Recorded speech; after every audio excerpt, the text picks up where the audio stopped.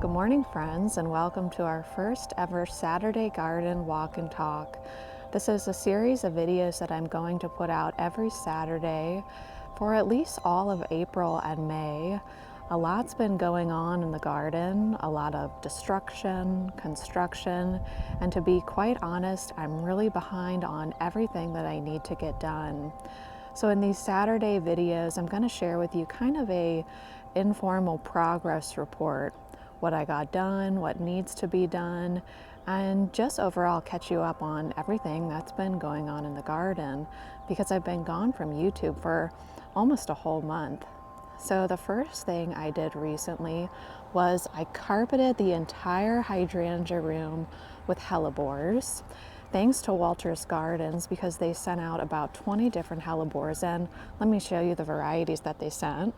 So we have 4 new varieties: Whirlwind Romance, Irish Luck, Childhood Sweetheart, and Romantic Getaway. And I think I do have 2 of those blooming now. So these tours are also going to be a lot less formal than the garden tours. You'll see that there's just so much that I need to get done in the garden, and so I'm going to be kind of airing my dirty garden laundry as we walk along. This is the only garden that I have mulched at the moment. But there's so many beautiful Hellebores in bloom now. Let me know if you recognize this downward facing variety. I got it a few years ago and I don't think I kept the tag. Here's a division of a Hellebore that I took a few years ago. This is Honey Hill Joy, and this is one of my favorite Hellebores because it grows really quickly and you can take divisions of it in about 2 or even 3 years time. So as I just pull us up, what I want here is a succession of blooms. I want the Hellebores to carpet this area, along with the daffodils. After that, we have iris, bearded iris that is. Then we'll have feverfew, followed by lots of gorgeous hydrangeas, and then we'll end the season with anemones. Down here I have shades of blue hyacinths from Longfield Gardens. I've had those for a while. All these here are white lion daffodils, and some of them are in bloom on the other side, so I can show you. Early Cheer is this multi-headed white daffodil. Really strong fragrance on that daffodil. So here's a white lion in bloom. I really wanted to keep it neutral with kind of greens and whites, and same with the feverfew. There's also a lot of foxglove in this area, and those overwintered nicely this year. Here's an Irish Luck Hellebore from Walter's Gardens. Isn't it beautiful? And it has this eggplant center. The petals on a Hellebore are called sepals. I always thought that was interesting. Let's take a look at this one.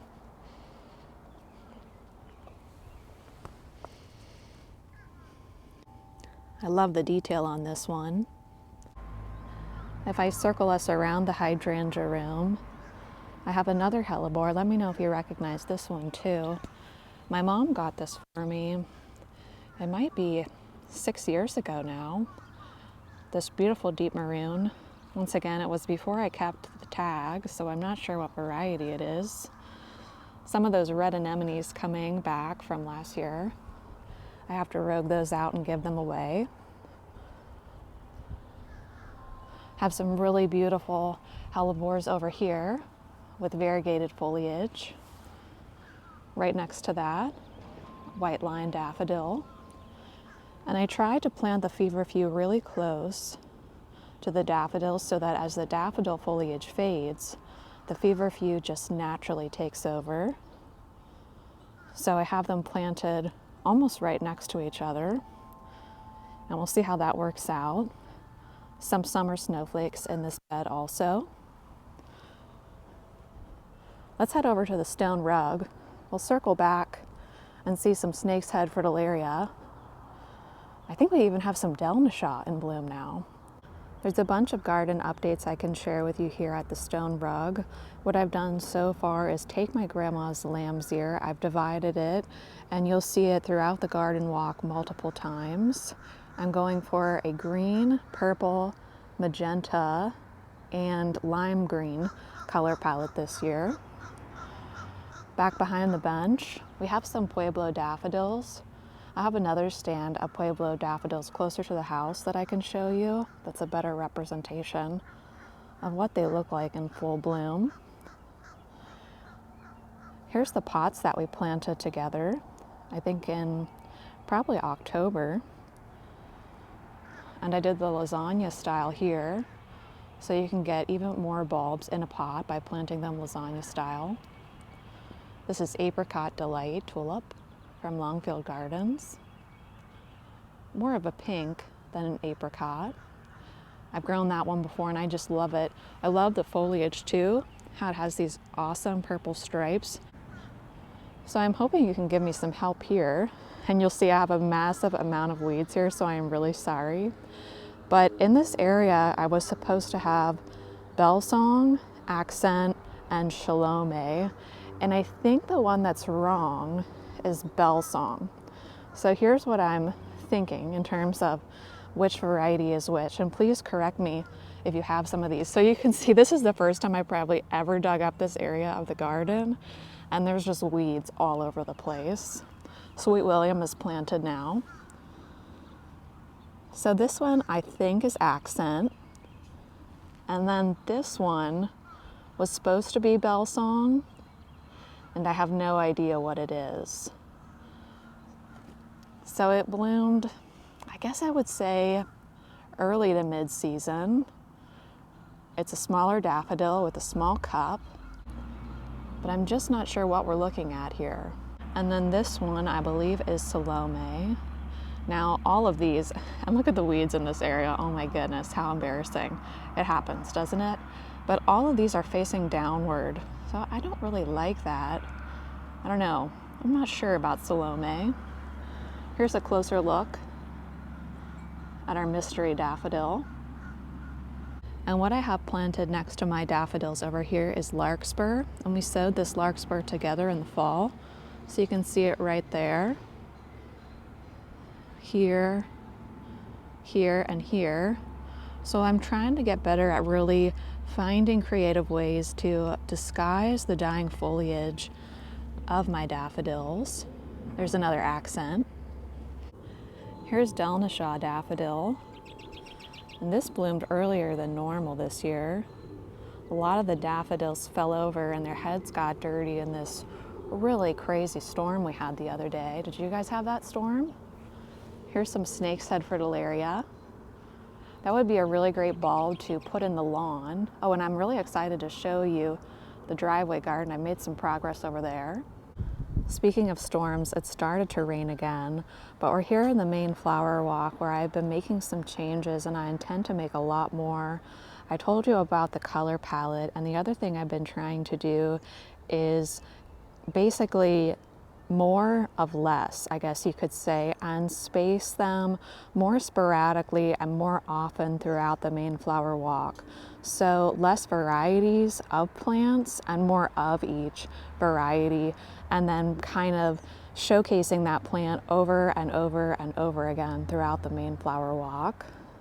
Over here in the entrance, I still need to move this yellow twig dogwood because I want to replace it with a hydrangea. But here I do have a stand of Pueblo daffodils. And if you saw the video where we cut a bunch of different daffodils and displayed them around the house, Pueblo far outlived any of the other varieties. A solid 7 to even 9 days on Pueblo. Just such a great daffodil. I have really, really tall lilies in front of that. Bergarten sage, which I decided not to trim back this year so that it can flower. Over here by Grace, I have alliums, tulips, and some purple heucheras planted. The serviceberry is about to come into bloom, and it gets these amazing white flowers, followed by edible berries that taste kind of like a mild blueberry. lots and lots of tulips to look forward to. I even held over some tulips in my cooler and then planted them recently, so I have kind of a second show of tulips in these spots here where it looks like there's nothing.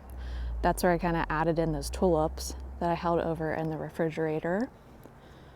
I'm trying to think too, I think I removed a lot of stuff or moved things around. We had a gold smoke bush here. I put in an incredible hydrangea right there because I have one over there. Remove the really large grass that was here. The smoke bush went over there instead.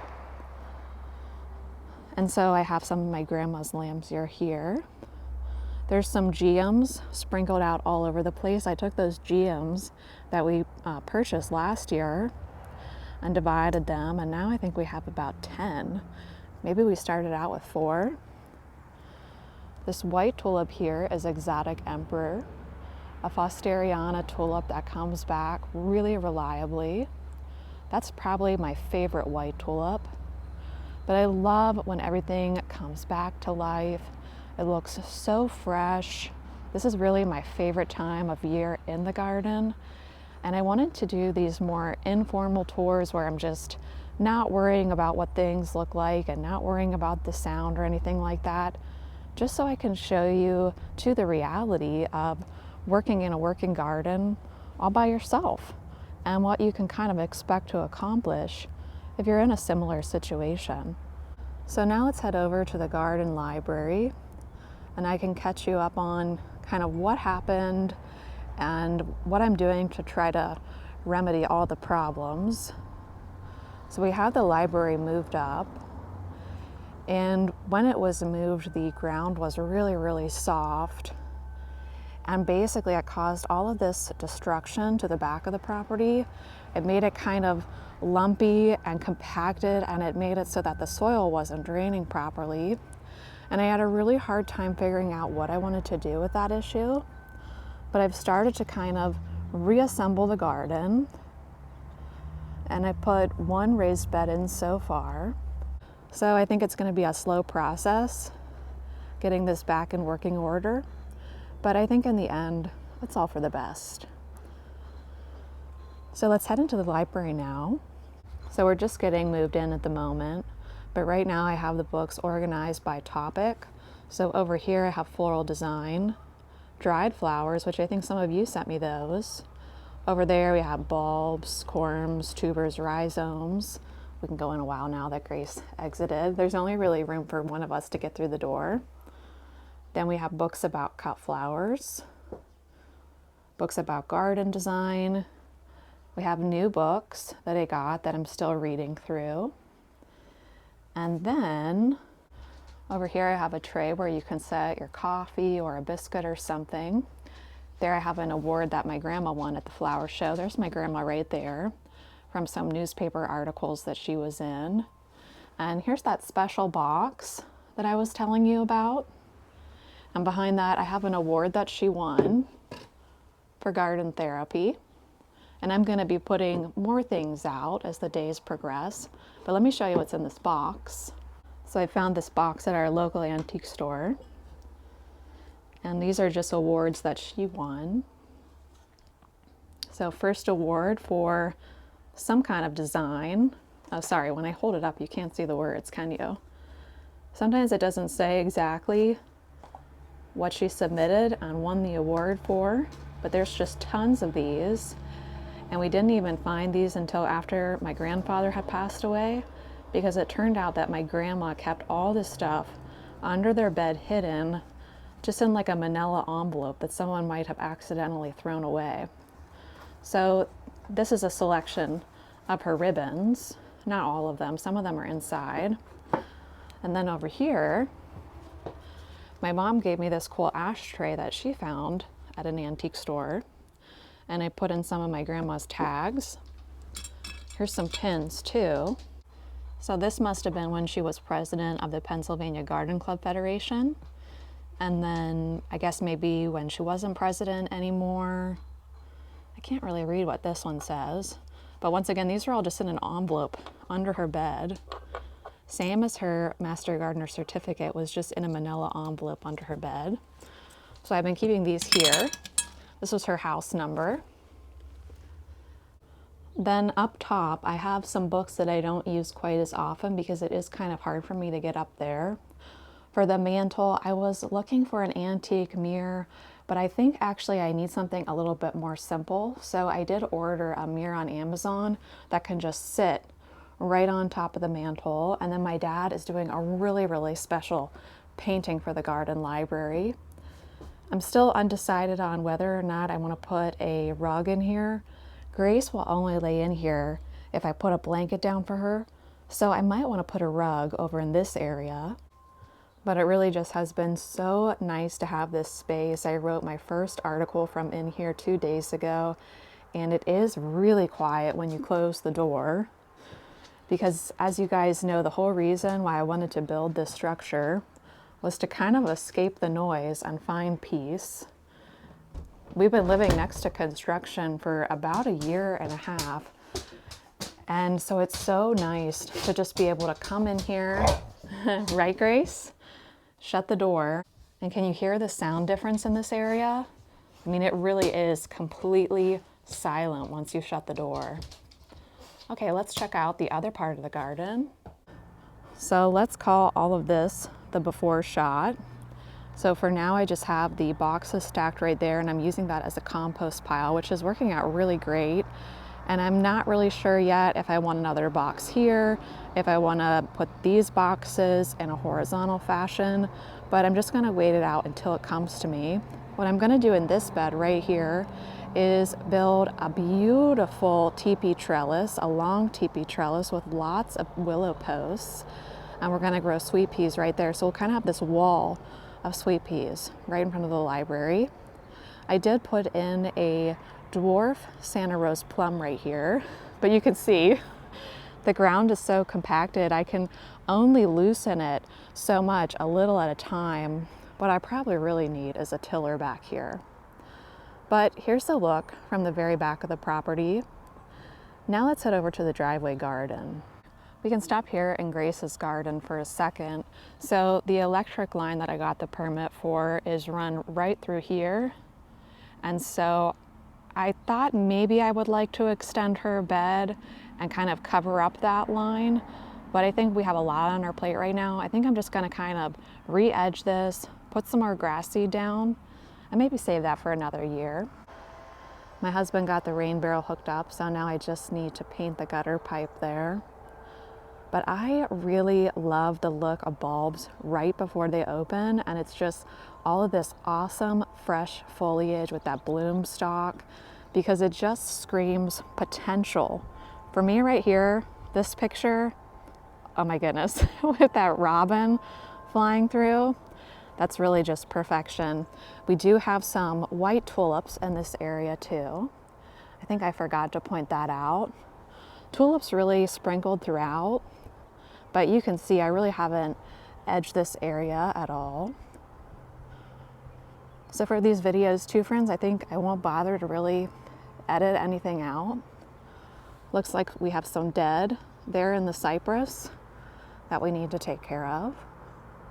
So here's the look walking back. We stuck the birdhouse right here for now. That's not its permanent location. We'll find a new place for that.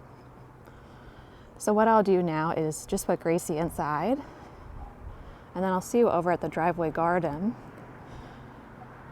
You know, I don't think I ever showed you this area here where I have this limelight hydrangea surrounded by a formal boxwood hedge. Have I ever showed you that? So the main thing I've been doing over in the driveway garden is editing. I dug up a lot of shrubs and gave them to my parents. And I really want to do the same thing in this garden, basically limit the plant palette a lot more.